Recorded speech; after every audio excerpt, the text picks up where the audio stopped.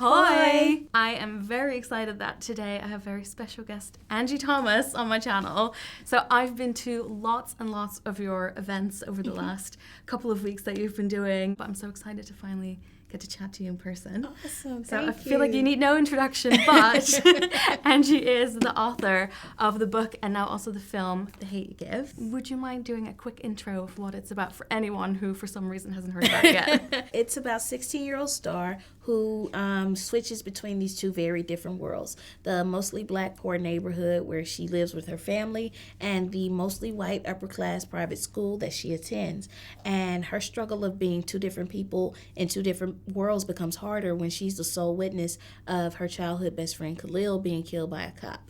Khalil was unarmed, and what she does or does not say could not only change her community, but it could end her life. So I figured I'd dive straight into it and kind of talk about books and stories and films and what they can do and how people can see different perspectives and what's the experience you've had with that, with this story reaching so many people and obviously people coming to you and talking about it. Yeah, I think books play a huge role in revolutions. I think books play a huge role in activism.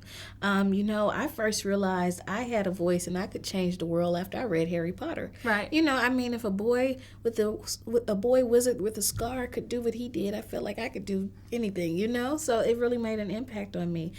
With this book, in this story, it's reality, and it's an unfortunate reality for so many people, especially in America. But what I've witnessed is the power of storytelling and what it can do to not only create empathy, but what it can do to cause change. I've had so many young people who say that now they found their voice by seeing Star find hers, and they realize that they have a voice, and that it's important to use it. And then I've had people who have come from very different walks of life than Star. I've had children of white supremacists who wrote to me, and they've been like, this book opened my eyes and changed my perspective.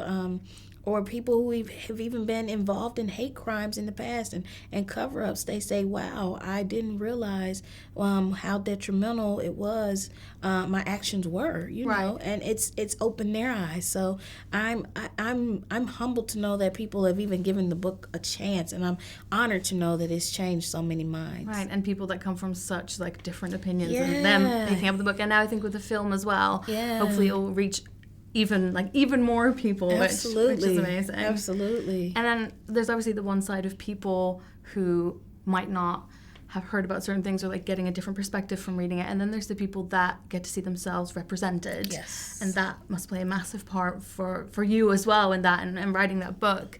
What has your experience been like going to, I know you go to a lot of schools and talk to students there, and people must come up to you and talk about how they see themselves represented. How's that been? That's been amazing.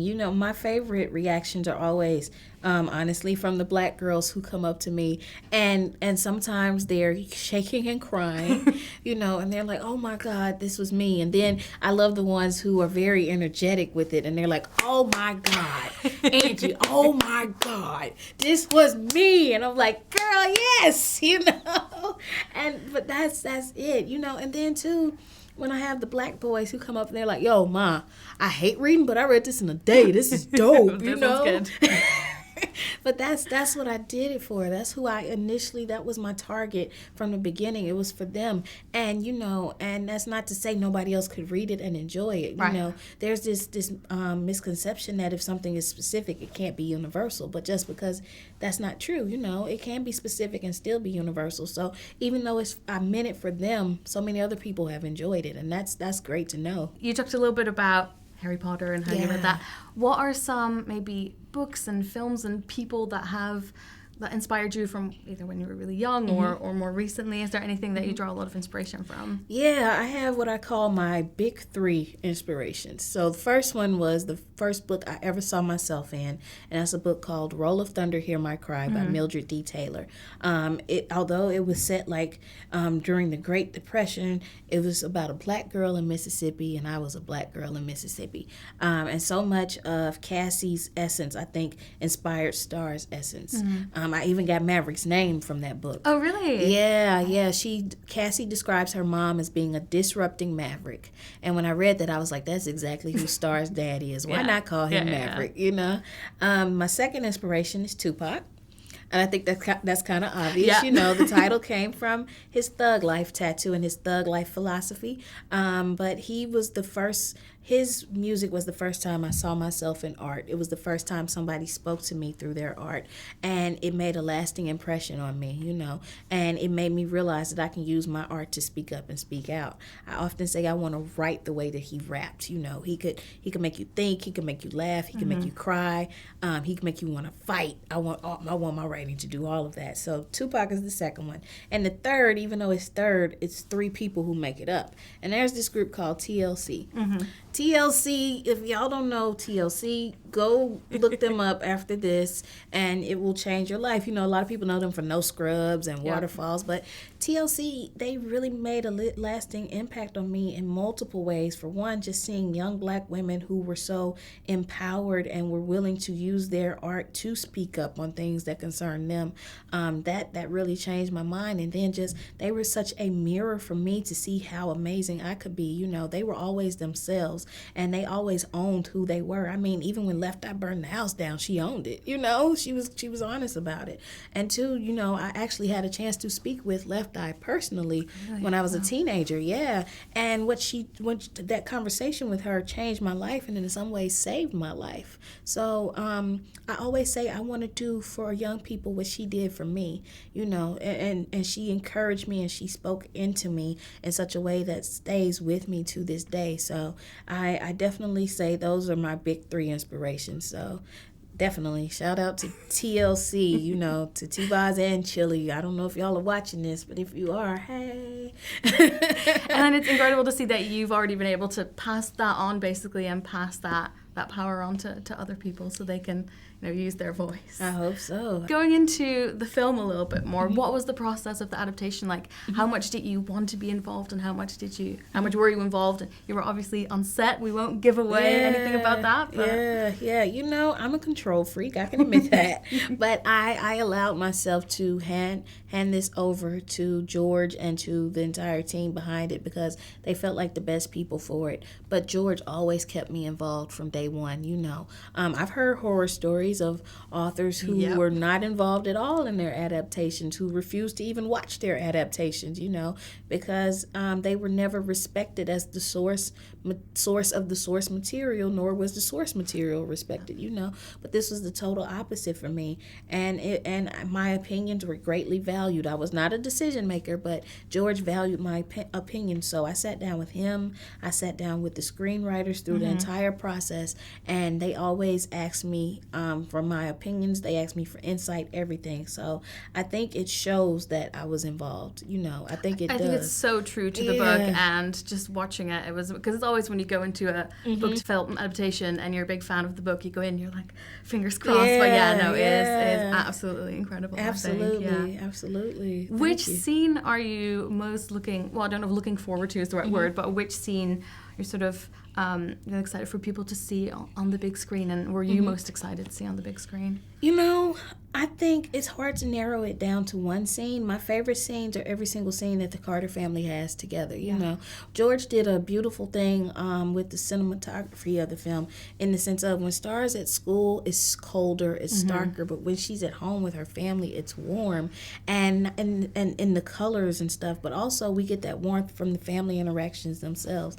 So every single scene with the Carter family is my favorite. Like I could just sit and watch them doing nothing. It's so powerful, and I think Maverick, Russell is so incredible. Yes, and that scene in the yard is one I can't wait for everyone to see. Yeah. And also the scene at the end that's not in the book. That's definitely one I can't wait for everyone to see. It every single time I've seen it with an audience, that one always gets the loudest reaction. Oh yeah. Yes. Well, you have to go see it yourself. Yes. Finally, I wanted to end with asking you for one, or if you have more recommendations for a book or a film or anything else that you've read recently that you want to pass on to people that you think they should read. Ooh, yeah. Or watch or check out.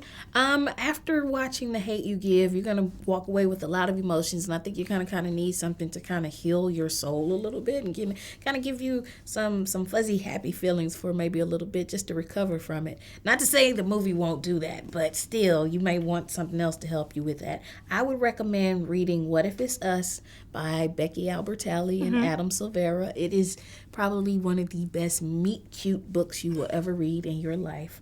And, you know, if you read Becky's books and you've read Adam's books, you know, they end very differently. Yes. Yeah, definitely. You know, Adam is known for breaking your heart, and Becky is known for making your heart feel all warm. But somehow this ending is both Becky and Adam. So I definitely recommend it. Yeah, that one. I also recommend Odd One Out and Dear Martin, both by Nick Stone. I think Dear Martin is a great companion to The Hate You Give. I'm reading it at the moment, actually. Yeah, it's such an awesome book. You have to read it. It's about a young man named Justice McAllister who is similar to Star and living in a different world than what he lives in, what he's accustomed to. And after having an encounter with a police officer, he starts writing letters to Dr. King to help him process it and tries to live his life using Dr. King's philosophy of nonviolence. So it's a phenomenal book. And then I would recommend watching a movie called Fruitvale Station. That was a huge influence on me. It's about the last day of Oscar Grant's life, and Oscar Grant's death played a huge role in me writing this story. It impacted me a lot, so I watched that. And then too, for a little more healing and for a little more black magic, I say watch Black Panther. Wakanda Forever. That is an excellent list of further reading and further watching. After you go see The Hate You Give, it's in cinemas now. Yes. Thank you so much for coming onto my channel and having a chat with me. Thank you. Dewey.